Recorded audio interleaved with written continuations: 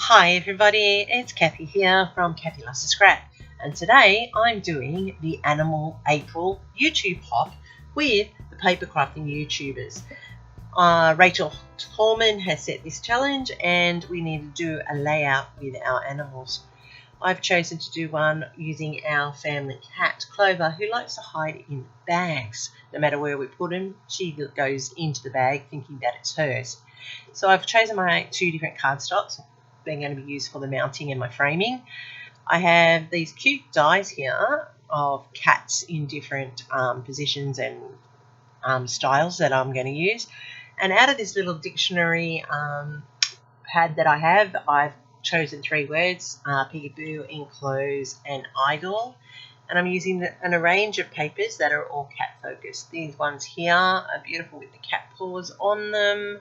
This one here, it is the cat and the fish bones on the back, and this old Kaisercraft, which I happen to have two of, and this one's about the cat's life. So I'm going to use one for my base and one I'm using because I need the tags and the strips out of. So I'm going to start with my base, and I'm going to trim off the branding strip, which I will keep because they're always handy to use as embellishments on a page later down the track. So I'm cut out my framing, and I'm just getting my photo mounting frames put into place and cut. My photos are 3.5 by 5, and I'm mounting all of them. One of them I'm double mounting. Got the light blue, and then I'm putting it onto the black, and that's the one of Clover sticking her head out from under the bag. As I said, ever since we've had her, no matter when we put down any bags of any sort, she likes to climb in them and hide. So she's a bit of a cat in a bag, which is a bit unusual. So I've just used my express tape to go around and tape down my base. I'm now going to cut out a 3.5 inch strip, which I'm going to put down the center here to add some interest behind the photos. So with this black soot ink pad, I'm just edging the colour around the outline of the strip of paper so that it gives it a bit of an outline, but not too much distressing, just a light lining. I've taken the strip here of the paw prints, and I'm adding that down as a feature through the centre of the page, and that's just to also give the eye something to look at and break up that green or the teal colour. And it's just another way of adding some interest to the layout. I'm now laying out my photos here, as you can see, and that requires me to think about where they're going to go and where I'm going to place them. I've cut out this phrase tag here, and it's in a cat's eye, all things belong to cats. And that's very much Clover. She thinks everything belongs to her, and she takes up all the space around our house and claims her area, and everybody else just needs to move for her. So once again, I'm going around the strips of paper and I'm inking them. I'm not totally distressing them, I'm just giving them an outline, and I'm layering it up how I think I want it to look on the layout. I'm going to tuck it in underneath. It's always good to mount things with multiple layers of the papers. It allows the eye to be drawn to the patterns without them being overpowering as well. And because each of these patterns are quite dramatic and quite busy, it's good to break them up with the plain, as in that tag. So once again, with my hexagons, I'm just inking the edges. I haven't distressed it, just gone around to give it an outline so that it breaks it and lifts it. So I'm just putting down all of these hexagons onto a mounting, and I've used the black and the teal again just to match in with Clover's colourings and the bag colouring.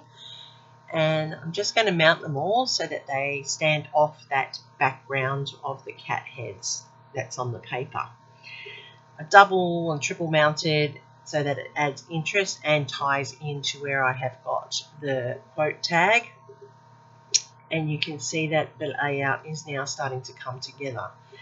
I use the express tape, as I said, because I like it. It doesn't break or decompose, and it allows me to manipulate things easily until I'm ready to press it down and put it firmly into place. So I'm just layering up the hexagons, putting in them around to create 3 clusters, using the rule of 3s for the eye to make it a little bit more pleasing and easier for the eye to focus. So I have 3 photos, I have 3 clusters with the hexagons, and behind the quote card is 3 layers. So you can see where the 3 becomes important and consistent across the page. I've used some pop tape there just to lift it up off the page to give it definition and give it some shading in behind, and that's also something that I like to do to add interest to the layout. So I'm just putting in these hexagons around the page so that the eye actually roams around the page and drawn by the hexagons. And you'll just see that I tuck them in behind and layer them up. So the quotes that I came out of the little dictionary that I have with all different types of words. I've chosen, as I said, the word idle and peekaboo, and I also chose enclose. So they were all words that reflected the photos and what Clover was doing. And so I manipulate those around to get them into the right spot, because I didn't need to journal, because those dictionary meanings are enough information to give the page a story without me having to tell the story. And I'm just tucking them in under the hexagons and at the edges of the photos. So I went ahead and I die cut those black cats that I showed you at the beginning, and they're in silhouette form so that they draw your eye to the clusters or the key points. And I've made sure that there's an odd number of cats on the page, and that's important too, because if you have evens, the eye gets a little bit confused, but if they're odd, the eye will roam around and be drawn to it. And you can see that I put one in that top corner but then didn't actually add it. So now I'm adding in some pops of colour in the aqua colour, and it's a pale aqua. And in order to make them look like enamel dots, I then go in underneath and I flick the page from underneath, and that flattens those dots down and allows them to create an enamel dot effect, which is a good way of adding detail to your page without, if you don't have enamel dots but you do have pops of colour or nouveaux. So you can see now that I have all my elements on my page, and I've added some details to draw the eye around the photos.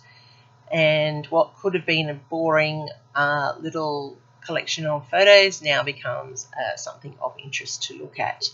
I'm just putting down Clover in the bottom and the date so that we're aware of when these photos were taken.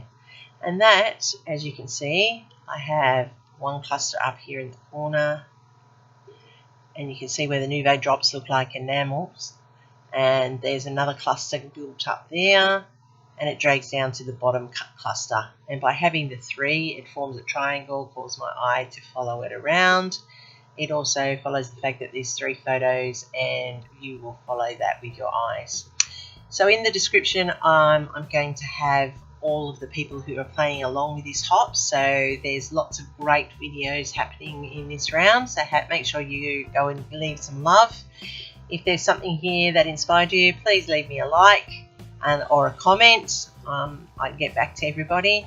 I'm Kathy Loves to Scrap, and you can follow me on Instagram, where you'll see lots more of my layouts and projects that I do with my